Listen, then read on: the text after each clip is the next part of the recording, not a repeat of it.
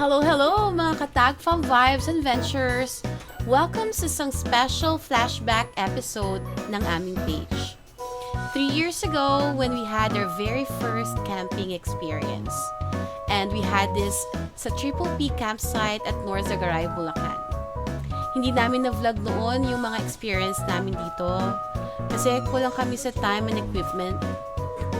But this time, let me share our experience here sa Triple P campsite. Tara, samahan niyo ko.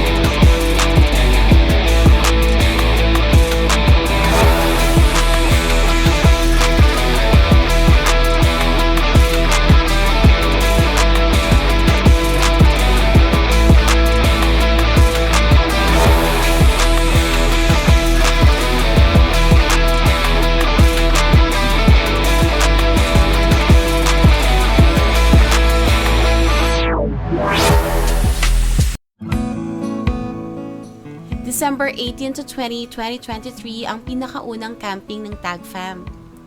It took a lot of preparation para makumpleto namin yung mga basic necessities for our first time camping. Excited lahat dahil first time namin mararanasan ng activity na to. Ayan nga, ang agang gumising ng dalawa para busog na daw sila sa pagbiyahe namin.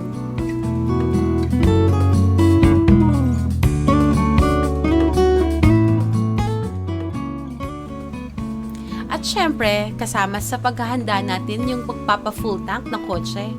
So ayan, full tank na. Ready to go! Aside sa pagpapa-full tank, kailangan ko ding mag-secure ng medical certificate ko for 3 days.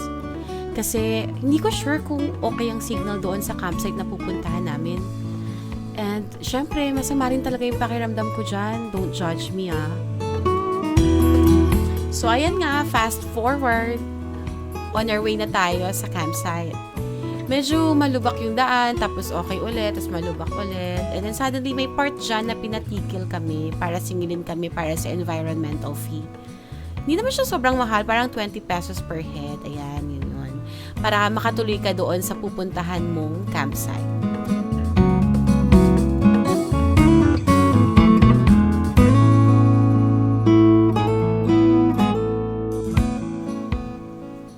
Yan na nga.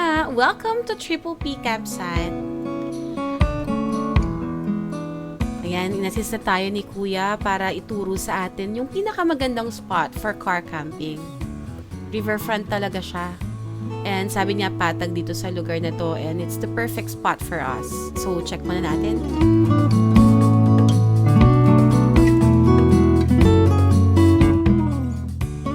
So, ayan na nga. One of the exciting part ng camping natin ay yung pagsiset up ng awning tsaka ng tent. Since kaming apat lang yung magkakasama, look si Teo ang katulong ni Daddy Ness sa pagsiset up ng awning. Since it's all our first time, we're just wondering how we can do it. Pero sabi nga ni Teo at ni Epoy, teamwork makes the dream work.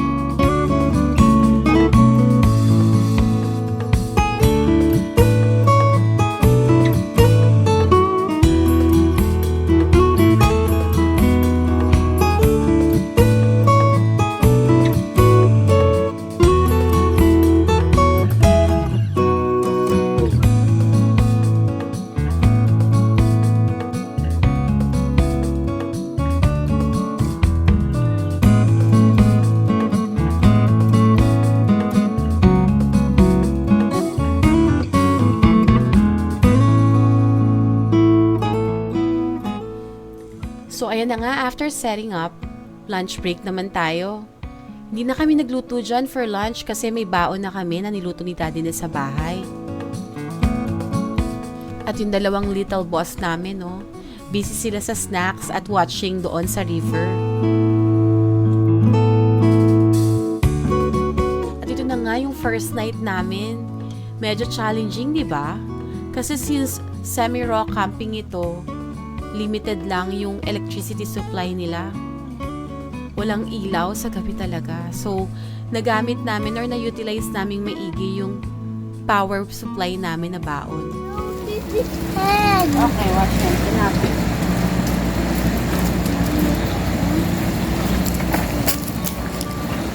Saan cellphone ko? Saan cellphone ko? Diyan ka na. Magpapaka ka dyan, ha? Nalagay ko sa tabi mo eh.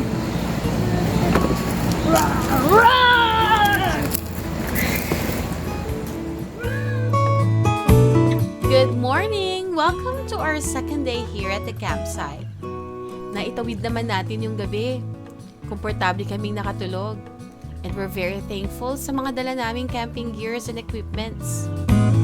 So, coffee break muna tayo, Daddy ni, while watching and enjoying the beautiful morning at the riverfront.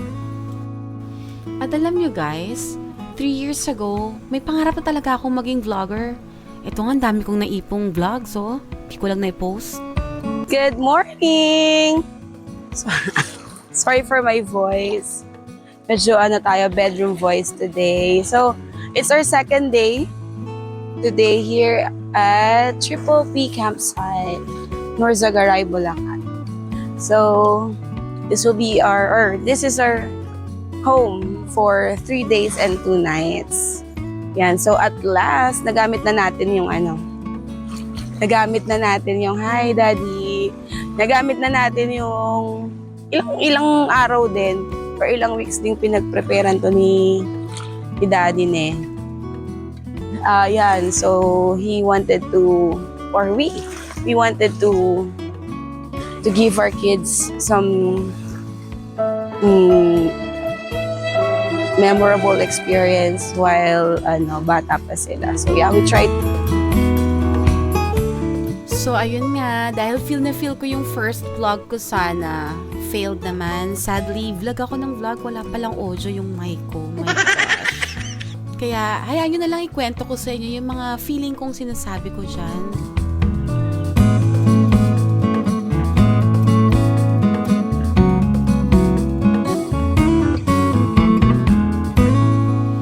So, ayan, simulan na natin yung pag-i-interpret ko ng sinasabi ko dyan. So, ayan na nga, ito yung car tent and awning na in-invest si Daddy ni galing sa 13th month pay niya.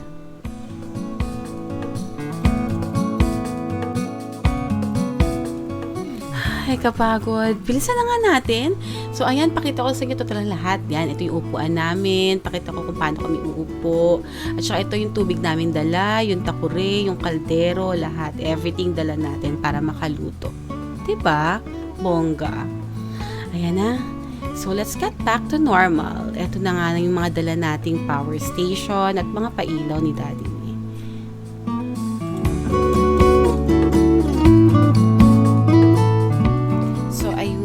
Na nga yung pagkukwento ko. And at this point of time, hayaan nyo naman akong i-tour ko kayo sa other side of the world. Sa other side pala ng aming kotse. Andito yung aming tent kung saan natutulog yung mga bossing natin. It's the very first time na na-deploy natin yung tent. Kaya I'm also wondering kung kaya ba ako nito ng hagdanan na to. Nakaya naman ako nung first night. So, ayan, pakita ko sa inyo yung dalawang bagets natin.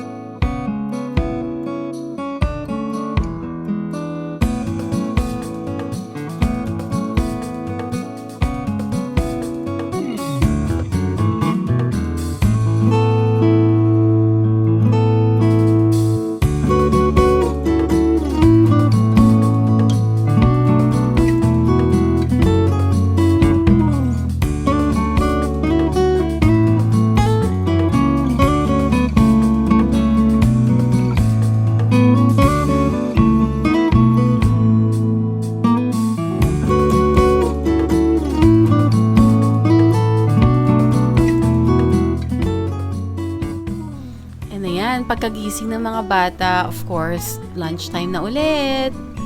Eto, ang bilis-bilis ka nilang kumain kasi excited talaga sila para mag-swimming ulit.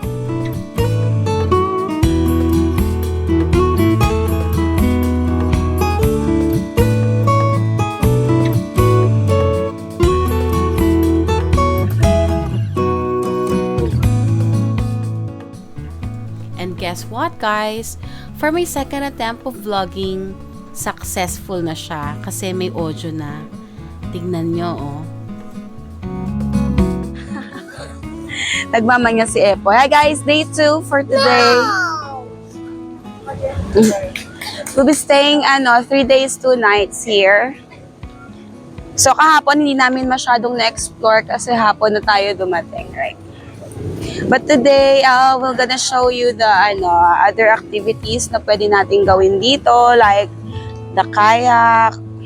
Meron ding yung water biking, water rafting, may ATV. So, hindi namin siya matry lahat kasi limited yung, hindi pwede yung bata. Pero let's see kung ano yung pwede nating experience today. Opo, enjoy! Tanong ko lang, ma'am, pwede ba kami boat riding kasama yung mga bata? Sobrang taas ng tubig eh. Mataas. May mataas daw. Ano kaya pwede pang bata? Yan, nag-ambon-ambon ngayon. It's raining. Oh, you want to ride the water bike? So, ayun, tulad kanina, meron din silang ATV tsaka water biking. Nakatry na si daddy nga ng ATV sa Bicol before, pero kami hindi pa. Punta tayo sa Duyan, dali. Punta kami sa Duyan. Ito, meron ding cottages for kung ayaw nyo mag-camp or mag-tent, you can use this one. Parang picnic by the river, ganun. Ganun lang yung tech. I think ito medyo okay na,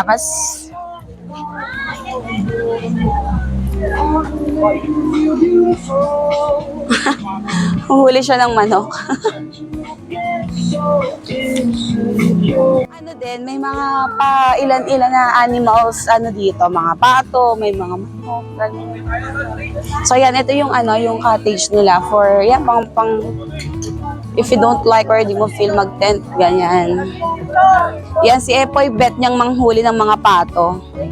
Come here, Epoy! This side! We go this side! Yan, for Barkada trip, parang okay siya. Ito may mga binibuild din na bagong cottages. Kanina yung pinakita namin sa inyo yung cabin, di ba? So medyo mas maliit siya. But for this, I think it can accommodate 5 to 6 persons. Tapos may kainan sila sa labas. That's good. Come on, Poy! Ayaw may... So aside from ito nasa Triple P campsite tayo. Pero nalilito kami sa daan nung kahapon. Kasi every time may Triple P campsite, nalabas din yung yung Edwin Resort. So ito pala yung wave for Edwin Resort. It's a different campsite. So pero parang isang way lang sila. Yeah, yung campsite.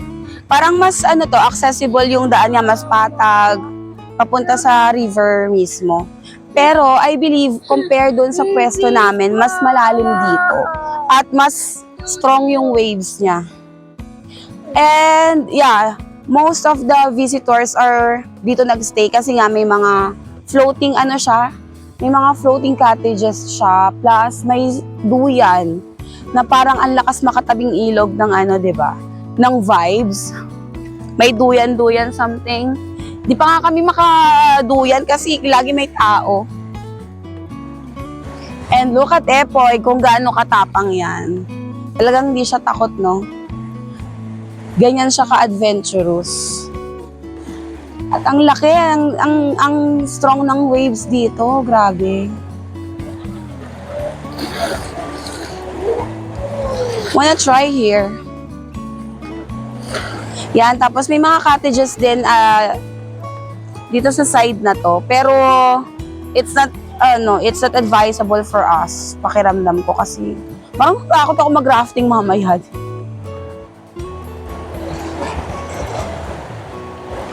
duck?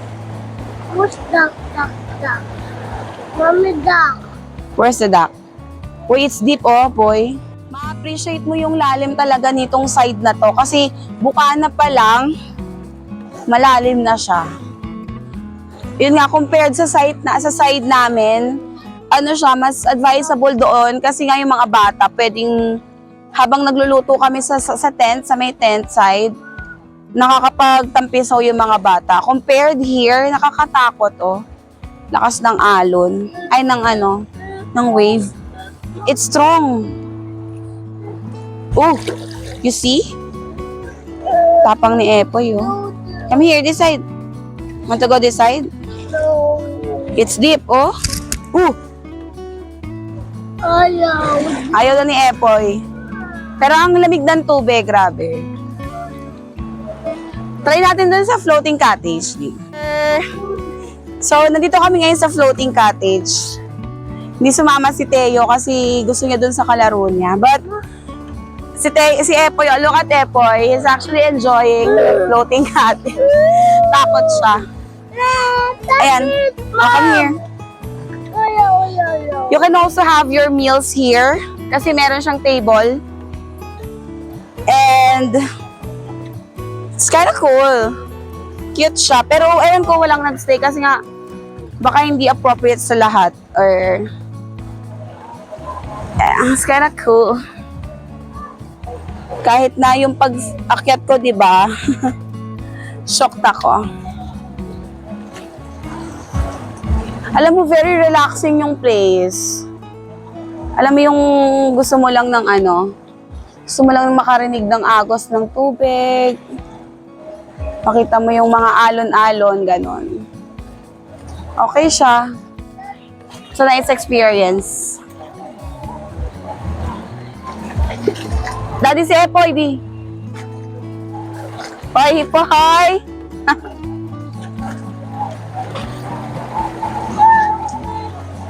Ito yung cliff diving, no? Ito yung cliff diving. Try mo, di.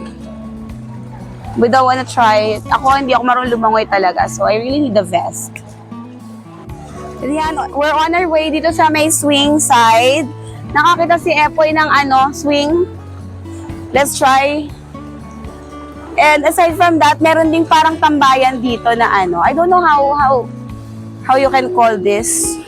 Pero para siyang balsa na nakatali lang. You can just have some pastime there.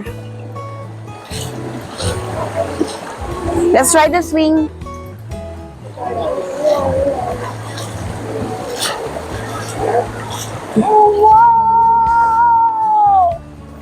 Wow! Is it cool?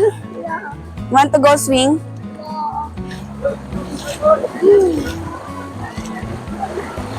Ay, naku po.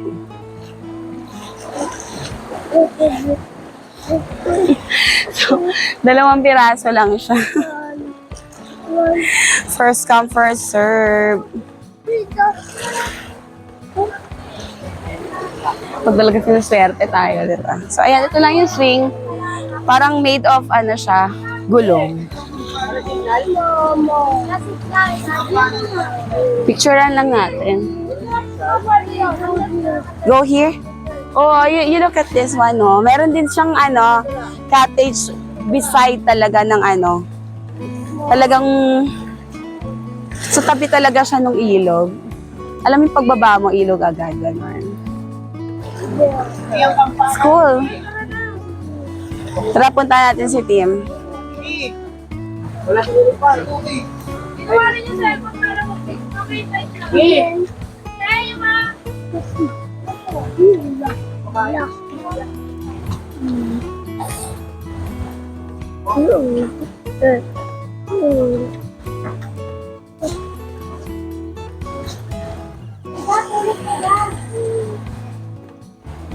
Let's go back.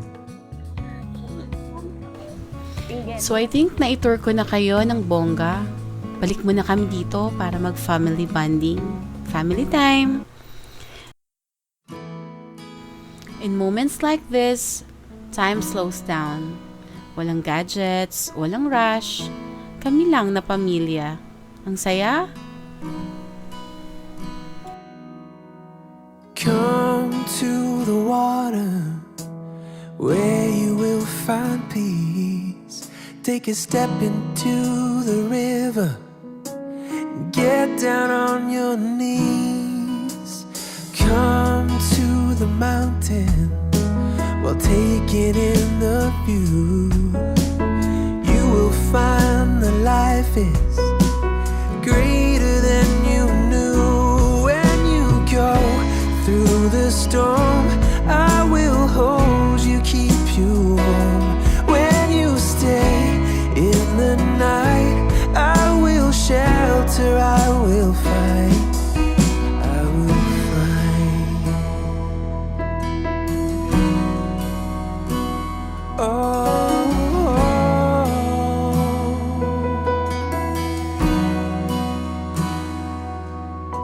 you're broken and you're shattered at the point of no return. You pick up the pieces and you let the bridges burn. So come to the water, you're sailing with the breeze. Take a step into the river where you will find peace. When you go through the storm, I will hold you, keep you warm. When you stay in the night, I will shelter, I will fight. Oh yeah, I will fight.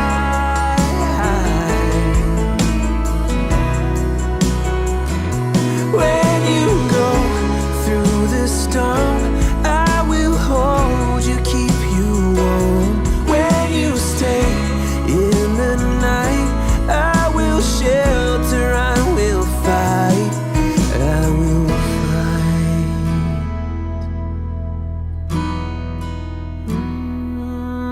I will fight. And in fairness, na-enjoy namin yung buong second day. So Na-explore namin yung buong campsite. Nakapag-try ng ilang water activities like the water rafting. Kaya lang wala kaming video nun kasi hindi na-save ni Daddy ni. Pero yan, dinner time na tayo. Ready na ulit yung mga bata para sa hapunan. After nito, looking forward naman kami for tomorrow, our third day. take a step into the river. Get down on your knees.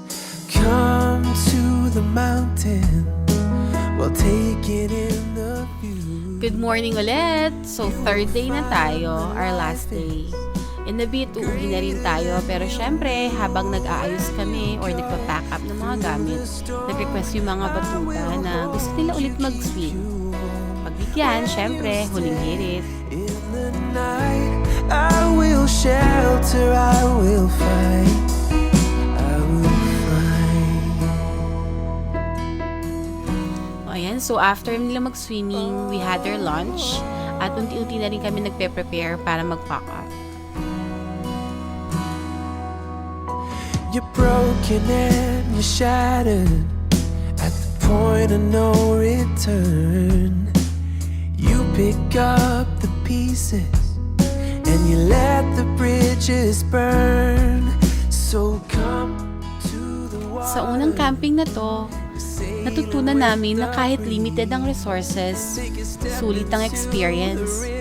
Ang bawat gear na ginamit, bawat activity na sinubukan, at bawat kwento sa gabi ay nagbigay ng unforgettable memories. Ito ang naging simula ng Tag from Vibes and Ventures. And as always, together is our favorite campsite. Maraming salamat! Hanggang sa muli!